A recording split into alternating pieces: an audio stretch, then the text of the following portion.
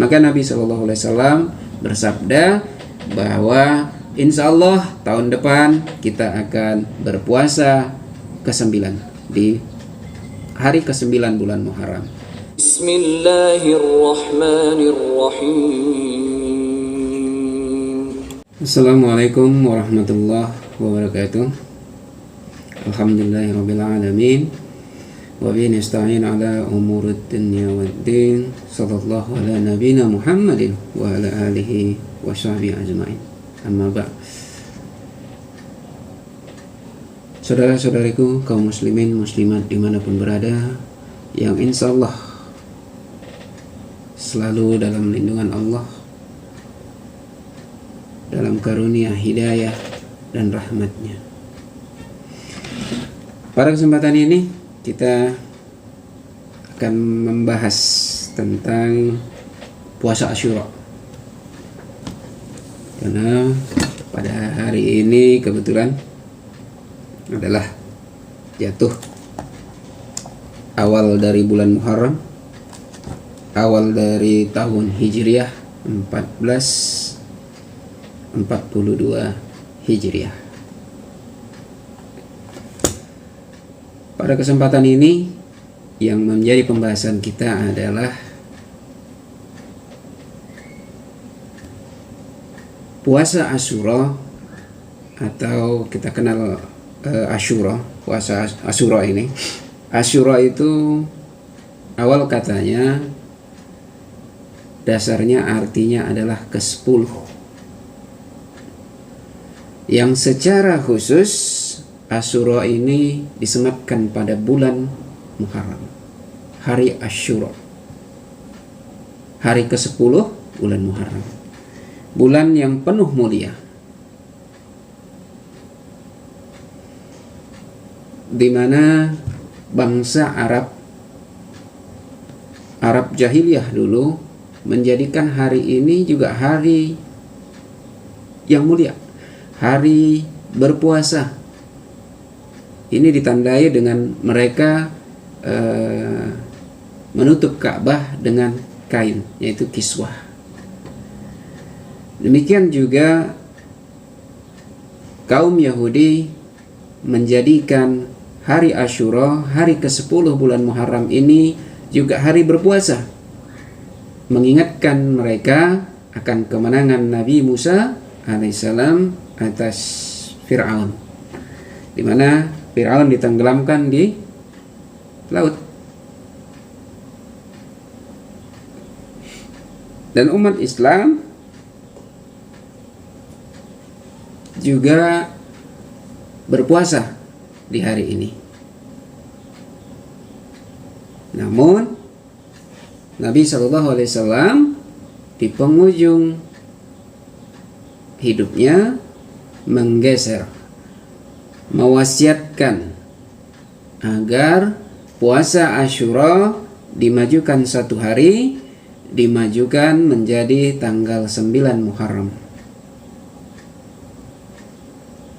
Puasanya dijadikan pada 9 Muharram.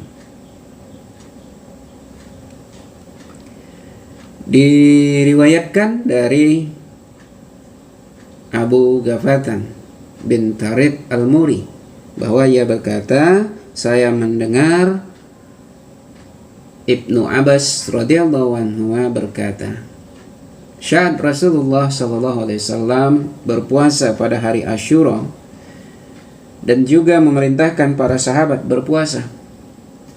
Lalu para sahabat berkata, wahai Rasulullah, itu adalah hari yang sangat diagungkan oleh kaum Yahudi dan Nasrani. Maka Nabi SAW bersabda, pada tahun depan insya Allah kita akan berpuasa pada hari ke-9. Namun tahun depan itu tidak kunjung tiba hingga Nabi SAW wafat. Ini disebutkan di Sahih Muslim nomor hadis 1916. Dan ini juga ditegaskan dari riwayatnya Al-Hakam bin Al-Araj, di mana ia pernah mendatangi Ibnu Abbas radhiyallahu anhu ketika ia berbantal dengan selendang di dekat sumur Jam-Jam. Lalu Al-Hakam berkata kepada Ibnu Abbas, "Beritahukanlah kepadaku tentang puasa Asyura." Lalu Ibnu Abbas menjawab, "Jika kamu telah melihat hilal bulan Muharram, maka hitunglah, lalu berpuasalah sejak subuh pada hari ke-9. Lalu Al-Hakam ingin memastikan, maka ia pun bertanya, "Apakah Rasulullah SAW berpuasa seperti itu?" Lalu Ibnu Abbas pun menjawab, "Naam, ya." Ini disebutkan di Sahih Muslim nomor hadis 1915.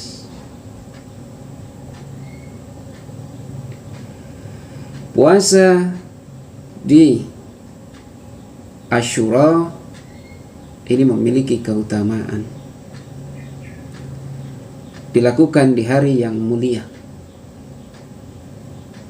Lalu kenapa Nabi SAW memajukan berpuasa di tanggal, kalau hadis tadi yang 19-15, beliau berpuasa di 9 Muharram dan memajukan puasa Asyura 1 hari sebelum umat Yahudi berpuasa, yaitu di 9 Muharram.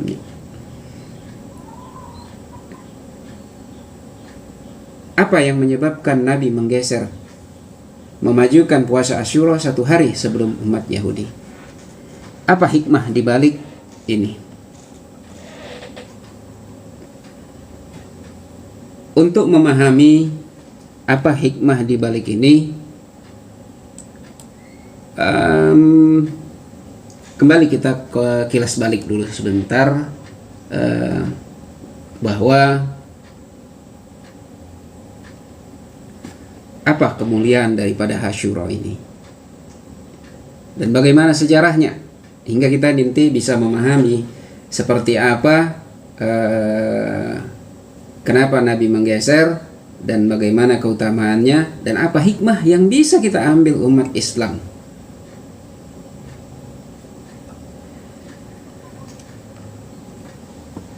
Bahwa Asyura ini juga dikenal dengan hari yang penuh kemuliaan, hari kemenangan, hari yang dirayakan, dan hari raya bahkan. Dimana kalau dilihat dari hadis dari riwayat Sunan Abu Daud di nomor hadis 2087 menyebutkan bahwa hari Asyura ini hari di antara hari-hari Allah. Hari Allah. Jadi ini kemuliaannya. Di Sahih Al-Bukhari nomor hadis 1489 menyebutkan bahwa hari Asyura ini hari di mana Ka'bah ditutup dengan kain, yaitu kiswah. Ini kemuliaan daripada hari Asyura. Di hari Asyura ini juga tadi bahwa Nabi Musa diselamatkan Allah dan dengan menenggelamkan Fir'aun.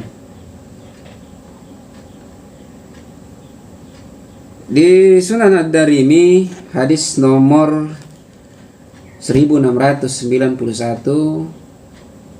juga menyebutkan bahwa hari Asyura ini adalah satu hari di mana Allah memberi taubat kepada suatu kaum dan akan memberi taubat pada suatu kaum yang lainnya.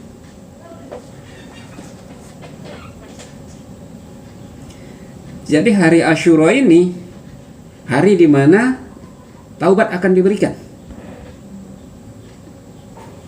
Kita mungkin bertaubat dengan dosa, perbuatan, kesalahan yang kita lakukan selama ini. Allah memberikannya ada pada satu hari juga, ada di satu hari, yaitu namanya hari Asyura.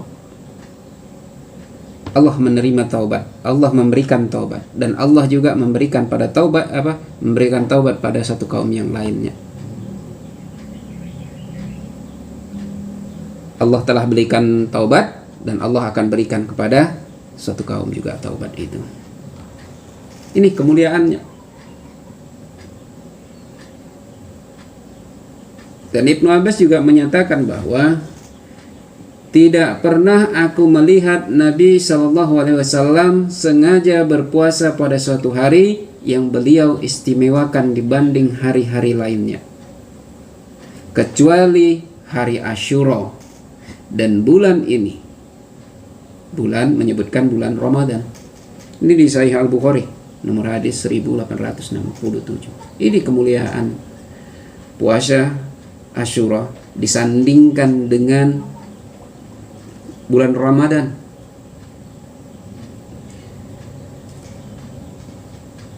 Ini kemuliaannya. Dan ketika kita mau melihat dari puasa Asyura, kenapa kadang terjadi perbedaan di antara umat? Ada yang menafsirkan bahwa ini berpuasa mulai dari awal. Ada yang berpuasa tanggal 9 namanya puasa Tasyua, ada puasa 10, ada yang 11. Berbeda penafsiran tentang hal ini. Namun jika kita bedah sejarah daripada puasa Asyura ini insya Allah kita dapat memahaminya, di mana sejarah daripada puasa Asyura ini bisa kita bagi 4 bagian. 1 tahap di Mekah, 3 tahap di Madinah. Tahap pertama yaitu di Mekah. Puasa Asyura ini dilakukan Nabi SAW dengan mengikuti kebiasaan masyarakat Arab pada waktu itu, di mana orang-orang Quraisy pada zaman jahiliyah juga berpuasa Asyura. Sama, puasanya juga dilakukan pada hari ke-10 bulan Muharram, dan bertepatan hari itu juga Ka'bah ditutup dengan kain kiswah. Dan kita ketahui bahwa Ka'bah memang tempat yang disucikan oleh umat terdahulu, di mana Ka'bah adalah tempat orang berkumpul dari segala penjuru negeri untuk ke Mekah. Jadi pada tahap ini Rasulullah mengikuti kebiasaan yang ada, yang terpelihara di masyarakat Mekah. Jadi Nabi ketika di Mekah tidak sekonyong-konyong itu menolak semua apa yang ada di masyarakat. Yang baik Nabi jalankan, seperti hal ini puasa. Sementara kemusyrikan dan lainnya tidak ada tendeng aling, Nabi SAW tinggalkan. Bahkan Nabi mendakwah untuk meninggalkannya. Lalu pada tahap selanjutnya yaitu tahap kedua, perkembangan puasa Asyura, di mana Nabi SAW hijrah ke Madinah. Puasa Asyura ini masih dibawa oleh Nabi SAW ke Madinah.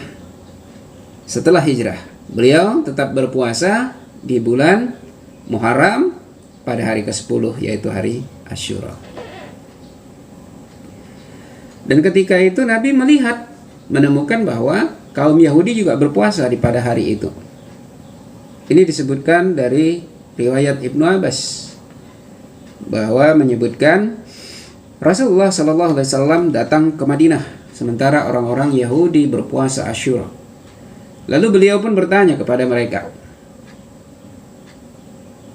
Lalu orang-orang Yahudi itu menjawab, ini adalah hari kemenangan Musa atas Firaun. Lalu Nabi SAW bersabda kepada para sahabat, kalian lebih berhak terhadap Musa, maka berpuasalah pada hari itu. Ini ada di Sunan Ad-Darimi, ada juga di Musnad Ahmad.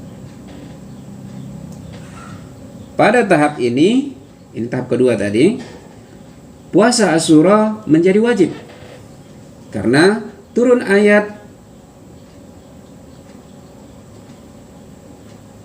yaitu surat Al-Baqarah di 184 dan 185. Hai orang-orang beriman, diwajibkan atas kamu berpuasa sebagaimana diwajibkan atas orang-orang sebelum kamu, agar kamu bertakwa dalam beberapa hari yang tertentu. Jadi kewajiban berpuasa Asyura ini mengganti daripada kebiasaan yang lama, dan diwajibkan jadinya puasa Asyura ini. Dari mana kita lihat puasa ini jadi wajib?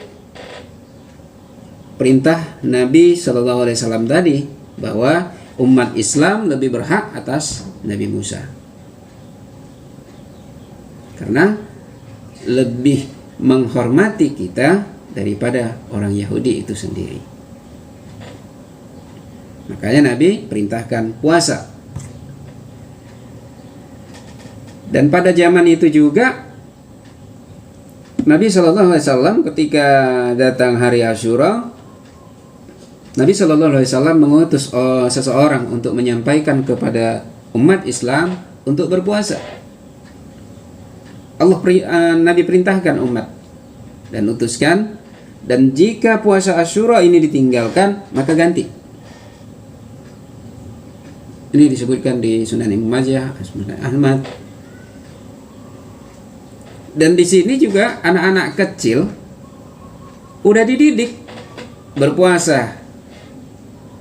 Jadi kalau kita kenal puasa anak-anak sekarang, anak-anak kecil di puasa setengah hari, puasa seperempat hari. Yang penting kenal dia berpuasa. Itu sudah dilakukan di zaman Nabi Shallallahu Alaihi Wasallam, yaitu ketika ini puasa Asyura. Jadi anak-anak kecil di perkampungan Madinah itu diajari untuk berpuasa penuh sampai sempurna. Ini tahap kedua. Puasa Asyura jadi wajib. Masuk ke tahap ketiga. Tahap ketiga ini puasa Asyura berubah. Yang darinya tadi wajib menjadi mubah, menjadi boleh. Apa artinya boleh? Yang ingin berpuasa silahkan, yang tidak mau tidak mengapa. Kenapa? Karena ada perubahan dalam hukum puasa Asyura ini. Karena turun perintah berpuasa pada bulan Ramadan.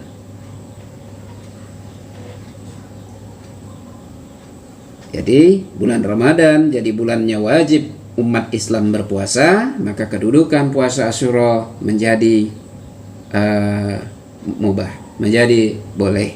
Yang puasa silahkan, yang tidak silahkan. Tidak mengapa. Nabi tidak memaksakannya. Ini disebutkan di Sahih Muslim nomor hadis 1901. Ini diriwayatkan dari Abdullah bin Umar radhiyallahu anhu, di mana ia berkata, orang-orang pada zaman jahiliyah berpuasa Asyura. Rasulullah sallallahu alaihi wasallam dan kaum muslimin juga berpuasa, tapi melakukannya sebelum diwajibkan bulan Ramadan. Ketika bulan Ramadan diwajibkan, Rasulullah sallallahu alaihi wasallam bersabda, hari Asyura merupakan hari-hari Allah. Maka siapa yang mau berpuasa silahkan, dan siapa yang tidak mengapa. Ini sikap daripada umat pada hari puasa Asyura. Yang berpuasa silahkan, yang meninggalkan berpuasa juga silahkan. Yang berpuasa ini bisa kita lihat dari riwayatnya Muawiyah bin Abu Sufyan. Yang meninggalkan berpuasa ini bisa kita lihat dari riwayatnya Abdullah bin Umar radhiyallahu anhu, Abdullah bin Mas'ud, Ummul Mukminin Aisyah radhiyallahu anha. Ini bisa kita lihat. Jadi nggak heran jika sampai saat ini terjadi perbedaan pendapat di antara kita tentang puasa Asyura ini kapan. Ya karena memang ada perubahan ini. Dan hadis-hadisnya juga berkelompok. Kalau kita kelompokkan, kita akan mengetahui bagaimana kedudukannya, sehingga kita menyikapi perbedaan di tengah umat ini bisa lebih enteng, lebih ringan. Lalu tahap keempat, tadi tahap ketiga, puasa Asyura menjadi mubah karena bulan Ramadan, perintah puasa di bulan Ramadan. Pada tahap keempat, karena tadi puasa Asyura sifatnya boleh, artinya mau kerjakan silakan, enggak juga enggak apa-apa. Pada tahap keempat ini Nabi SAW memajukan puasa Asyura menjadi di tanggal 9, di mana diriwayatkan dari Al-Hakam bahwa beliau menemui Ibnu Abbas ketika beliau tiduran dengan selendangnya di sumur Jam-Jam itu. Jadi di sini Ibnu Abbas menyebutkan bahwa puasa Asyura kerjakan jika kamu melihat hilal bulan Muharram, maka mulailah menghitungnya. Berpuasalah pada hari ke-9. Ini banyak hadisnya yang menyebutkan. Ada di riwayat Sahih Muslim, ada di Abu Daud, ada di Sunan At-Tirmizi juga ada, dan juga di Musnad Ahmad. Ini di sini kita bisa jadi tahu kenapa ada yang tanggal 9, ada yang mau tanggal 9 dan tanggal 10. Kalau tanggal ya tanggal 10, ini mengikut pada tahap yang ketiga. Kalau yang tahap keempat dia cukup mencukupkan diri tanggal 9 aja. Kalau dia yang mulai dari tahap ketiga, dia tanggal 10-nya puasa juga. Gitu. Nggak ada masalah gitu. Ada juga yang menyebutkan bahwa berpuasa setelahnya. Ini diriwayatkan dari Musnad Ahmad, di mana dari riwayatnya Husain yang mengabarkan dari Abu Layla, dari Daud bin Ali, dari kakeknya yaitu Ibnu Abbas, di mana ia berkata dari bapaknya, dari kakeknya, karena Ibnu Abbas adalah kakeknya, bahwa Rasulullah SAW bersabda, berpuasalah kalian pada hari Asyura dan selisihilah kaum Yahudi, maka berpuasalah satu hari sebelum atau sesudahnya. Ini diriwayatkan di Musnad Ahmad nomor hadis 2047. Namun hadisnya ini dinilai Su'aif Al-Amnad, ini hadisnya hadis dhaif. Hadisnya hadis dhaif. Artinya puasanya ini satu hari sebelum dan satu hari atau satu hari sesudah. Berarti pilihannya dia yang mau puasa Asyura tanggal 9 dan 10 atau 10 dengan 11. Tapi ingat hadis ini sanadnya dhaif. Ini yang sejarah perkembangannya. Dan puasa Asyura dikerjakan pada hari ke-9 bulan Muharram. Ini tadi ya dikuatkan juga dengan wasiat Nabi ketika Nabi berpuasa Asyura, lalu para sahabat mengingatkan bahwa ini adalah hari yang diagungkan bagi kaum Yahudi dan Nasrani. Maka Nabi SAW bersabda bahwa insya Allah tahun depan kita akan berpuasa ke-9 di hari ke-9 bulan Muharram. Namun karena Nabi SAW wafat, sehingga tahun depan itu nggak kunjung datang karena Nabi tadi wafat. Maka ini menjadi wasiat Nabi SAW agar puasa Asyura itu dikerjakan di 9 Muharram.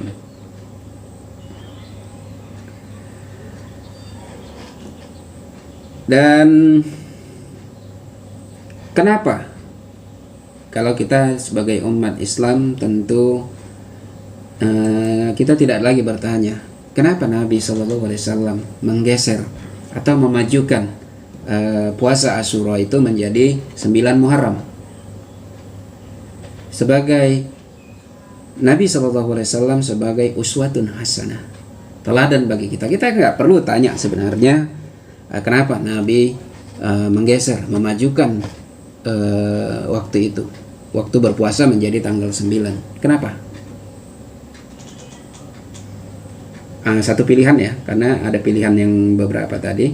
Pilihannya nih, ya kenapa digeser sesuai wasiatnya Nabi tadi? Kenapa digeser ke tanggal 9 Muharram? Bukankah dengan menggeser menjadi 9 Muharram puasa Asyura, berarti umat Islam puasanya di hari ke-9? Bukankah hari kemuliaan hari Asyura itu umat Islam nggak akan dapat? Nah, bagaimana jawabannya? Apakah umat Islam meninggalkan kemuliaan hari Asyura? Ini yang akan kita bahas. Setidaknya ada 4. Kenapa? Apa hikmah dibalik daripada Nabi SAW mewasiatkan menggeser, memajukan puasa Asyura 1 hari lebih cepat daripada umat Yahudi, yaitu menjadi 9 Muharram. Ini hikmahnya. Yang pertama, ini adalah bentuk menyelisihi kebiasaan umat terdahulu. Tadi sudah kita ceritakan bagaimana sejarahnya. Umat Yahudi juga puasa di waktu ini. Ini adalah bentuk menyelisihi. Karena ada dalam hadis disebutkan bahwa menghindari dosa tasyabuh, yaitu dosa menyerupai daripada kaum. Maka orang yang menyerupai satu kaum, maka ia termasuk dari kaum itu. Ini bentuk menyelisihi daripada umat terdahulu. Kebiasaan ini sering dilakukan Nabi SAW. Sama seperti ketika kita berbuka puasa. Berbuka puasa ini juga menyelisihi daripada kaum Yahudi.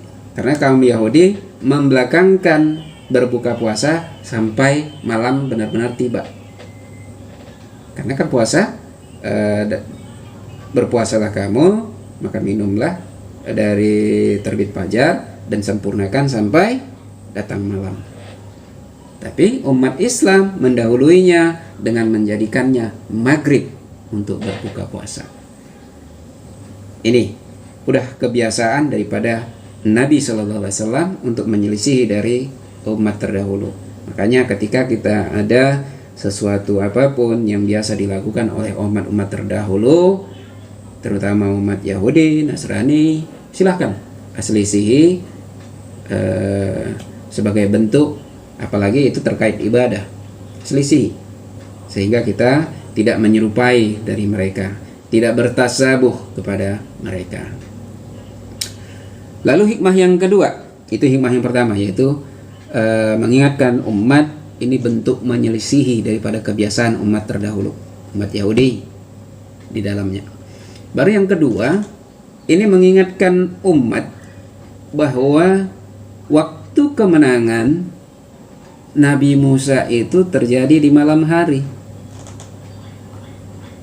Terjadi di malam hari.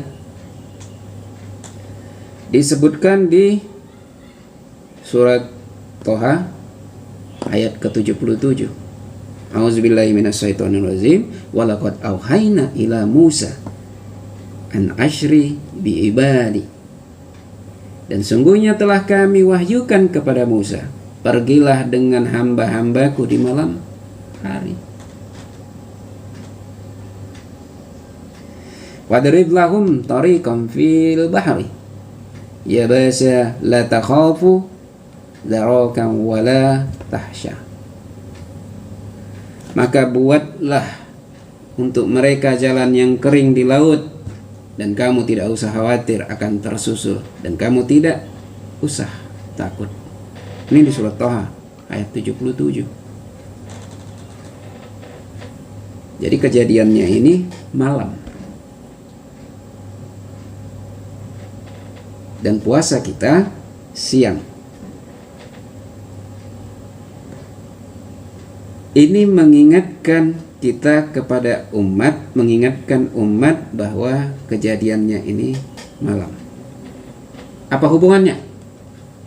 Karena meskipun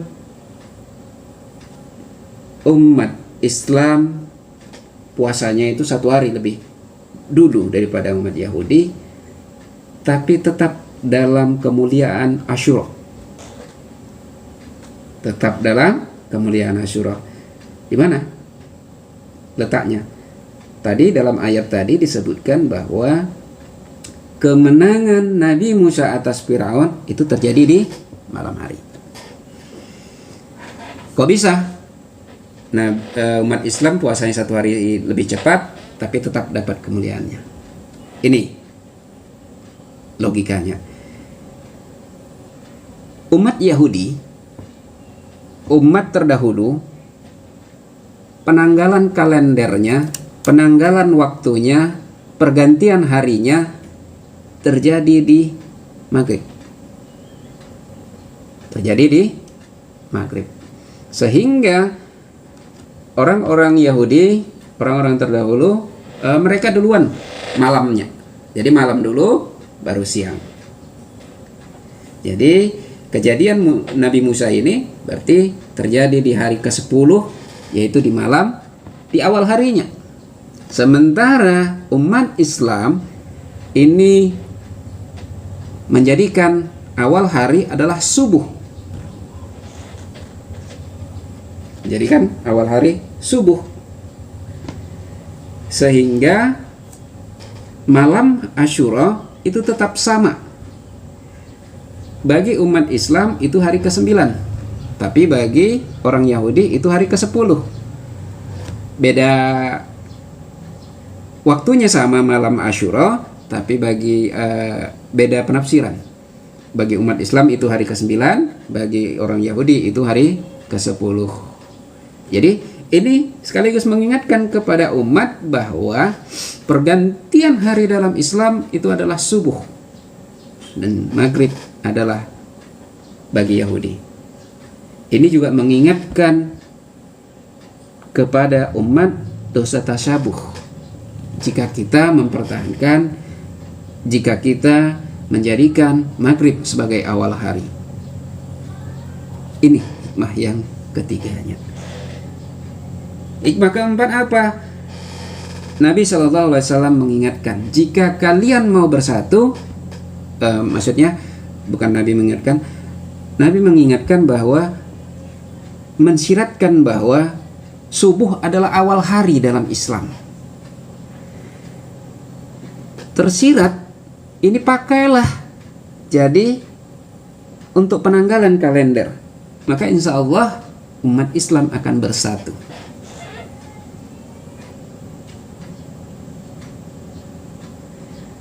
Dan dalam buku Masjidil Haram menyatukan kalender Islam, sudah penulis tuliskan bahwa jika kita mau menyatukan kalender Islam, maka jadikan Masjidil Haram sebagai pusatnya, matlabnya, menjadikan bumi ini jadi satu bagian, satu matlab, menjadikan ujung barat ujung timurnya sesuai perjalanan Dzulkarnain di surat Al-Kahfi.